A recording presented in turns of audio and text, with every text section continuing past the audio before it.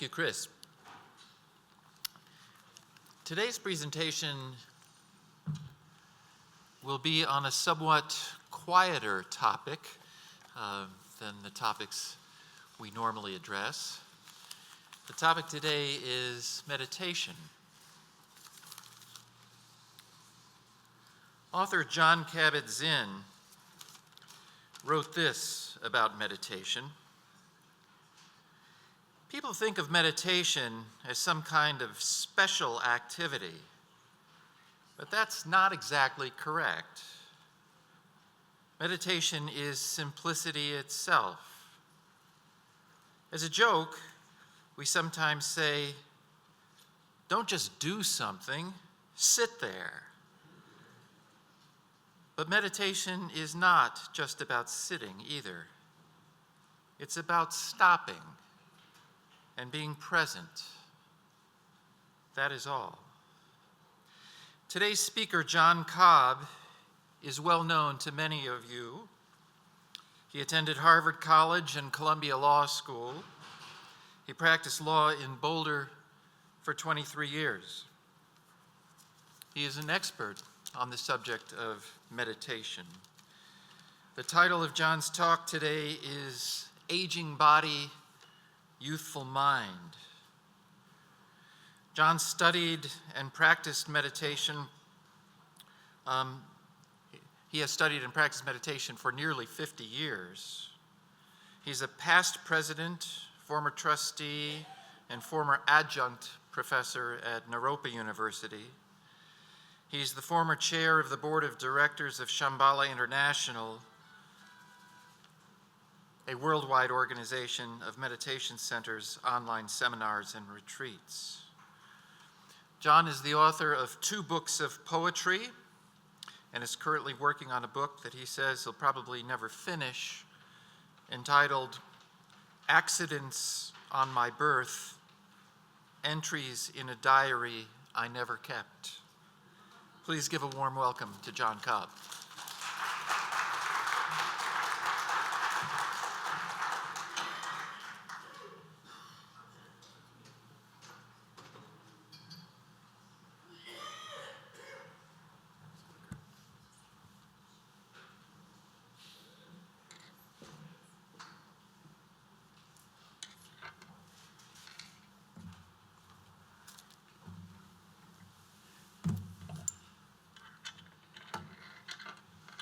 It's really problematic when you're introduced as having done something for 50 years and just have a limited clue about what it's about. So I'm going to talk about, hopefully talk about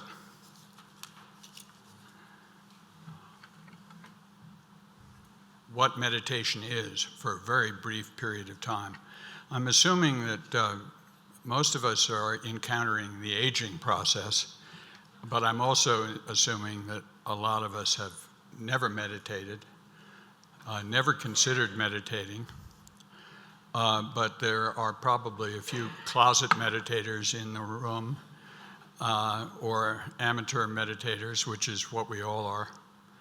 And we're basically students of the meditation process, no matter, and it's said that meditation is all path and no goal, which is what causes many people not to want to do it because we're very goal-oriented or productive-oriented. I'd like to talk a little bit about that very quickly. Because time is my enemy here, as it is for almost all people who want to meditate. And I also want to talk about some of the benefits of meditation, particularly as we age. And then lastly, I want to talk about, and hopefully I can get to it, is how difficult it is becoming in our society, in our culture, to meditate, and the very reasons why it's becoming so difficult to meditate make it more essential that we attend to our minds in some fashion. And as we age, we tend to pay a lot of attention to our bodies, our physical health, and not so much to our minds. I have a tray of supplements that my wife looked at this morning and said, "Oh my God." But we don't generally take care of our minds in a conscious way, and the mind can be strengthened. There's no question about it. So let me see if I can advance this.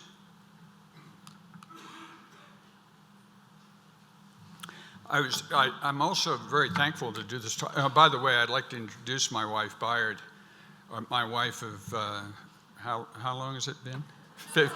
53 years. And it's also, she's been a meditator. I think she has been a meditator for 50 years, whereas I've sort of been a dilettante. But one of the things that meditation brings is the idea of beginner's mind, so that you can develop the strength of mind to enter any situation as if for the first time. And if you've met somebody who does that, it's also quite unique or noticeable. It's a little bit contagious of people that are there for you, with you, on the spot. And I joke that she's had 17,000 dinners with me. And which is actually, I calculated it. And the fact that each one of those dinners brings new conversation, new revelations, I owe her a huge debt for that, and it's in part a result of meditation practice. So when I was doing research for this talk, a little bit of research, because I knew I was going to talk to people who didn't necessarily want to go to a talk on meditation, which is what I usually talk to, I did some research. I came up with a really interesting Harvard study called "A Wandering Mind is an Unhappy Mind." And they took 2,200 people, and they looked at, they hooked them all up to an app, so they reported in and answered questions at any moment of their life. And it was concluded in this study that 47% of the time, people are somewhere else, that they're not present. And this is 47% of the time. Now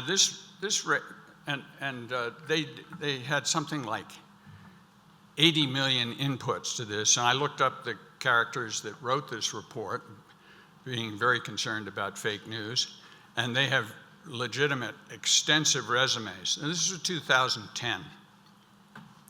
So 47% of the time, I think it's on a good day, we are distracted. We aren't present. We are maybe in that distraction, like I used to drive from Pine Brook Hills down to the parking lot at Naropa, and I'd wake up in the parking lot. And I'd say, "Oh my God, what just happened?" So, and usually I was obsessed about something, some problem at work, or I'd go down to the law firm and I'd have a deposition and I was going to rip the person's heart out, and I was obsessed about it, and you actually lose your mind. So 47% of the time. I talked with, I'm already running out of time. My wife is looking at her watch. But I asked Bayard about this, 47%, and she said, in her experience, it's much higher. I also asked the question, obviously this is a big deal, and what we might call this is mindlessness as opposed to mindfulness. So what we talk about when we meditate, we're doing mindfulness practice, and we're trying to strengthen that aspect of our mind that brings the mind back to the present. Now, you might say, I don't really like the present. But the present, unfortunately, is where life happens. There's a great line from John Lennon that says, he wrote a lyric to his son and said, life is what happens to you while you're making other plans. And this is very true. It's also, mindfulness is critically important for people like me, because we fall down. We fall down because of inattention or loss of attention. And sometimes we go into the hospital and we don't come out. So as the body is less supple, less resilient, mindlessness gets you into trouble. Mindlessness, of course, is mana for trial lawyers, because mindlessness equals negligence. So we do stuff when we're not paying attention that we regret. At a personal level, so the one thing that was of great interest to me, speaking of personal and interrelationships, can anybody guess what activity people did that they were the most mindful during? Their minds did not wander. Sleeping? No. Close, though, but sex. Did someone say sex? Yes. Yeah, actually that's true. Making love was the greatest mindful experience that people have. Because with mindlessness, even giving Bayard a hug, if I'm not there, it is incredibly noticeable, right? I mean, you cannot relate to people while you're in Hawaii or at the office or wherever. So this is very interesting. The conclusion is a human mind is a wandering mind, and then further they said, which relates to relationship and heart connection, direct heart connection. Further, they said, a human mind is a wandering mind. That raises the question of, is this wandering mind we have natural, or is it something that's been conditioned in us? And is it getting worse?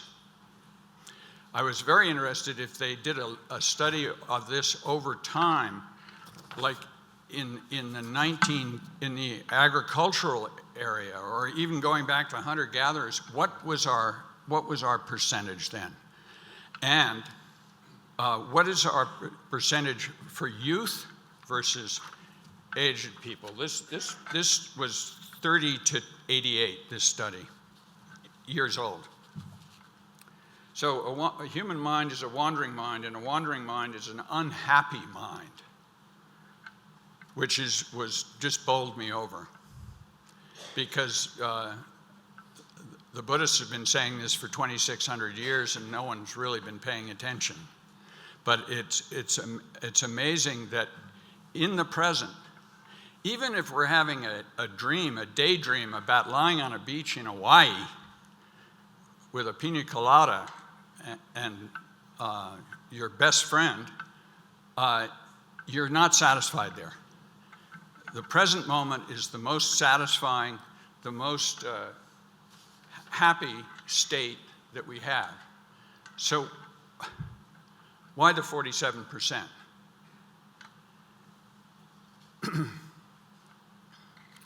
And the ability to think about what is not happening is a cognitive achievement that comes at an emotional cost. Now, I would say the costs are more than emotional. Inc. magazine picked up this study and practically freaked out because the inattention was greatest in the workplace. Now, I haven't gotten to a single slide, but inattention was greatest in the workplace. So they said, what are we paying these people for? Basically, to drift off. And I would think that, okay, so what do we do about it? What would we do about it? One answer to that is what I would call mindfulness meditation. And mindfulness meditation is and what I'm introducing here is the purest form of it. And basically it involves, as John Kabat-Zinn said, stopping. This is the hardest thing for us to do. We're on this conveyor, this moving belt here, but just stopping and taking time out, going into time out, stopping in a space, unhooking yourself from this guy. I mean, seriously, there's a good app in here, there's a meditation app in here, but I don't trust myself to use the meditation app because I might look at my emails or the stock market or something. So it's, I urge you to leave this behind. That's part of the stopping, is detaching yourself. And sit comfortably in a nice space and then look at your mind. So basically I narrow it down to stop, look, and see. Now, there's a difference between, if you're bird watchers, any bird watchers in the crowd, there's a difference between looking and seeing. Looking has, and seeing has a particular, looking is very brave, to look at your own mind, because your mind it can be a mess. One of the reasons why we don't want to look at our mind is that it's full of habitual patterns. It's full of what I think of myself, what I think other people think of me. And it's a very, I mean, you could call it, one of the things we call this is that it's really good when you're doing this to be friends with yourself. And a lot of meditation teachers call it making friends with yourself. But you know yourself, get to know yourself very well. Socrates said, know thyself. This is a way to do that. Now, seeing obviously is not, it brings a quality of sort of ruthless objectivity to it. And which, oh, what was that? Okay. Are we getting that point a little bit? Okay, someone asked a question. Now what we do is we label our thoughts thinking and we go back to the breath. The breath represents the present moment. When we feel, when a thought comes up, the temptation is to go with it, right? And to indulge it. What we are asked to do is just look at it, appreciate it, and go back to the breath. That strength of doing that just little bit of strength of mind is what we're trying to cultivate. Now, what have I got here? Okay, basically, that's the process. Obviously, this is not even Meditation 101. This is just a glimpse of what we're doing. Meditation exists for post-meditation. In other words, you're not doing this necessarily to become a yogi up in the mountains. And you shouldn't necessarily approach it that way. But when you've done your 10 minutes, your 15 minutes of meditation, you should attempt to take that meditative mind, that same sensibility, out into the world. It's like practicing your backhand in a quiet place with a backboard over and over again before you even play a game, much less get into the tournament, because you'll lose, if your tennis players here, you'll lose the stroke in a tournament because it's too chaotic, too competitive, blah, blah, blah. So, next one. I apologize. So we have mindfulness as a strength, but mindfulness is a way to access big mind, the mind that has everything in it. And this we might call awareness. It's the aspect of mind. Mindfulness is the strength of mind that can bring us back to the present moment. Can actually, John, it's time to pick up the clicker now.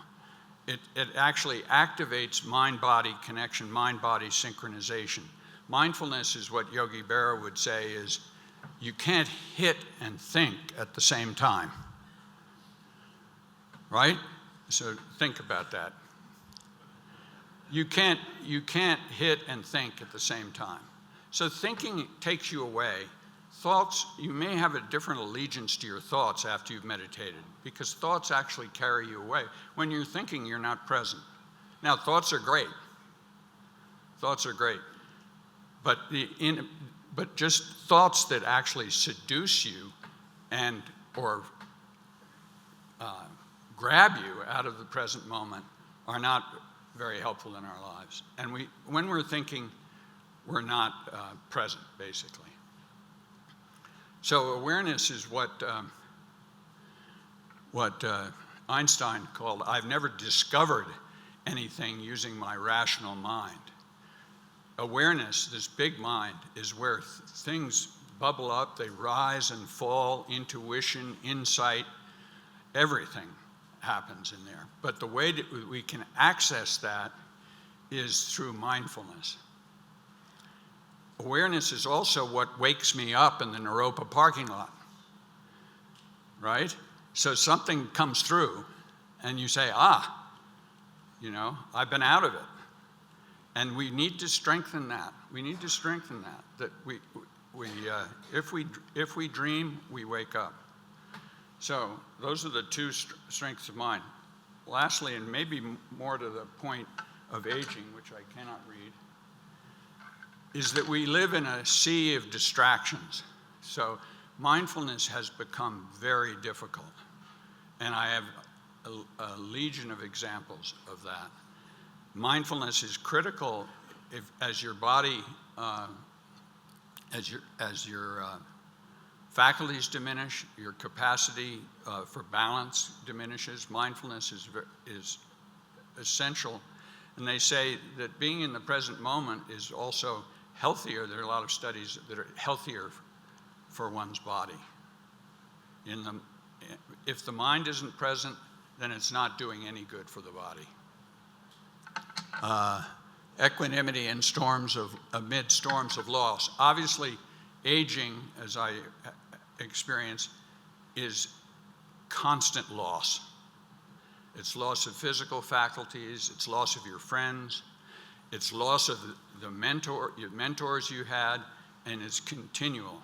As a bird watcher, I've gone from, at the age of 50, looking down under a mango tree and not being able to read the bird book, all the way to losing my hearing for warblers, and then looking up one time in Panama, and the guy said, there's an ornate hawk eagle, and I say, I see two of them. These things happen, yet you still have to work with finding joy, not going to nihilism, or what might be called depression, with loss. So it's a big deal, and it's something which I feel is essential to the aging process. It comes from that neutrality of looking at our thoughts and emotions as we meditate. So last one, I won't do the others. I've got about 4 more, but contentment with a short lease. How are you? What's that? Oh, okay. Contentment with a short lease. One of the things that meditation does, it makes you actually value just sitting with it, as David said. Just sit with it. Don't try to do anything with it. And you can find contentment, even though you know that your time here is short, which may induce a whole lot of things like I call carpe diem, even if it kills me, right? Which is kind of the hysterical bucket list kind of thing. Or it can produce a real depression. So meditation helps with that idea of contentment in your spot. Wherever you go, there you are, right? And anyhow, I'll stop. I talked a little bit about beginner's mind, which is a good one. And most of the elders that I've had maintain this amazing sense of inquisitiveness and curiosity, even though their resume or the bottom of the hourglass is just full of experience. They've seen it all before, and they've done everything, and they don't need to do anything else, but their eyes widen at, they go from awe to cross-examination. And it's something that can be cultivated with meditation. Lastly is the bad news. I'm going to skip this slide, but there's a lot out there in the last 20 years of studies that come at it from just like the Harvard Wandering Mind study, that come at it from a psychological study point of view. And there are a lot of things that I could share with anybody. Chronic pain, memory, stress reduction has become so accepted that it's got initials, an acronym. And then you have the distracted mind down there. So what I want to just leave you with, you apparently have had a chat GPT or an AI talk, and David said that it was kind of terrifying.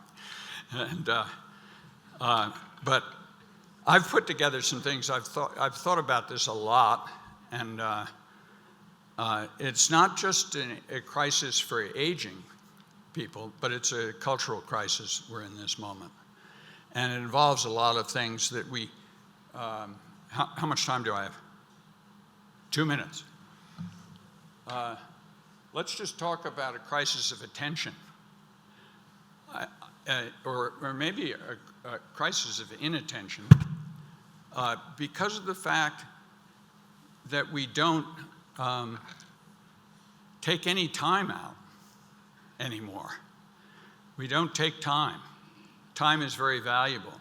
When you sit down, if I challenge you, when you sit down to meditate, the first thing I thought about not meditating was, is it productive? Does it move you along? And now I call it, it's a healthy gap in my resume. It's like the 10 minutes that you couldn't account to your potential employer for. And capitalism views it that way. Capitalism, and Inc. magazine freaked out about 47%. What Inc. magazine going to say about us all meditating for a half an hour before work, which probably would do society a lot of good? It's basically that now the stolen minds is that basically since spell check, you remember spell check? And we all said, what's that doing to my spelling? I mean, maybe none of you freaked out about it, but I had my freak out because I was really proud of having learned to spell, and I felt spelling was sort of essential to being on this planet. And then we went to GPS, and then I thought, well, maybe finding our way is essential. I have not a brother-in-law, but a member of my family who's 85, and he will not use GPS. Well, it's really funny because he ends up on 28th Street when he should be on Broadway and stuff like that. But and he's not a Luddite particularly, but he wants to exercise that part of his brain. So we don't know what's happening here is basically what I'm talking about. All right, I'm done. Maybe.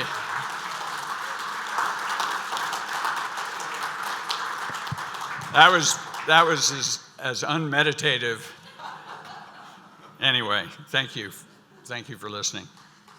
Great. Thank you. Does anybody have a question? I'm going to go. Thank you. Thank you so much for your talk today. I've been meditating probably 10 or 11 years, and I find the being friends with yourself can kind of go in and out. The what part of yourself? When you mentioned being friends with yourself, like, enjoying the meditation a little bit more. Oh, So I was wondering, if you don't mind, do you have any authors or inspiring people that you read that kind of help you keep on track with your meditation practice? Sorry, I missed the last. Do you have any inspiring authors or, other gurus that you follow, that you read about, that help you keep on track with your meditation practice Yes. and or being friends with yourself? Yes. Okay. Yeah. I think I didn't mention it, but I think a couple of things are good. Having a meditation instructor doesn't have to be a guru. It can be someone who's done it for 20 years. It would be wonderful. Meditation instructor. Also, doing group practice is really an interesting experience. I'm not very good at solo practice, but I get in a group and I get my competitive juices going, and I'm a lot stiller than anybody else in the room. And then you have that synergy with people that are on this, and the support. It's kind of like, if we all did it in here, if the Rotary put on a meditation session, half an hour on Saturday morning or something, it's very sustaining. It's actually very sustaining. We have time for just one more question. I'm That's sorry, too bad. everybody. Well, thank you. My wife thanks you as being a bird watcher herself. And my question, you speak of depression as a result of not being mindful. But another category that I'd like you to address is boredom. And that's something that we deal with. And we kind of know what it is, but we can't describe it well. But how does boredom fit in, especially with social media and going back to agriculture as an alternative? Yeah, well, that's a weekend question. That's an amazing question. There are different types of boredom, but at the bottom of that slide there, I think one of the issues that we have in this country and about meditation is our constant need for entertainment. And when we don't really need entertainment, but we feel bored at the slightest gap.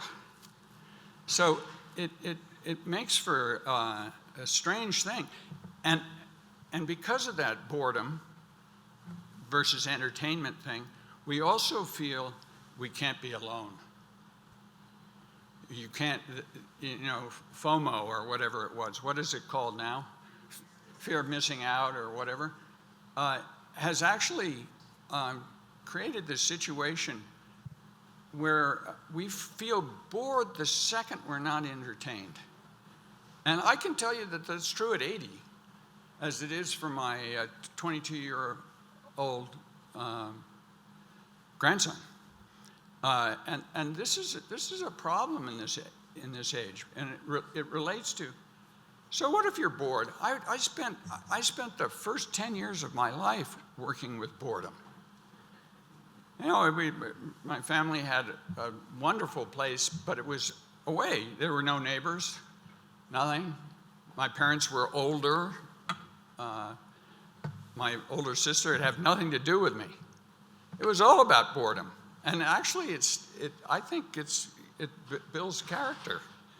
And it could build character at 80, right? Now, I've got a whole lot of stuff to say about loneliness and aloneness, but being alone on the cushion with yourself is actually an antidote. Yeah. And you could go further with this, because there are several types of boredom. And some boredom is good. They call it hot boredom and cool boredom, but I'll leave that for another day.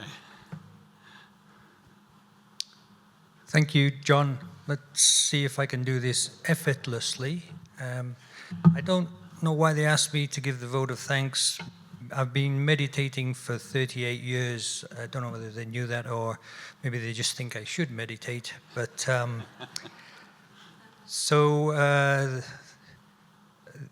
in thanks to your fine speech here, thanks for your insights, especially the one that resonated was the one in teaching us how to be here in the moment or here in the now. When you're giving your wife a hug, for example, was a lovely insight that I thought was nice. Anyway, here at Boulder, for the past 40 years, we've been dedicated to the eradication of polio worldwide. And so it is our pleasure today to, in way of thank you for speaking to us today, we donate 100 doses of a polio vaccine on behalf of yourself. So thank you for speaking to us today. Thank you.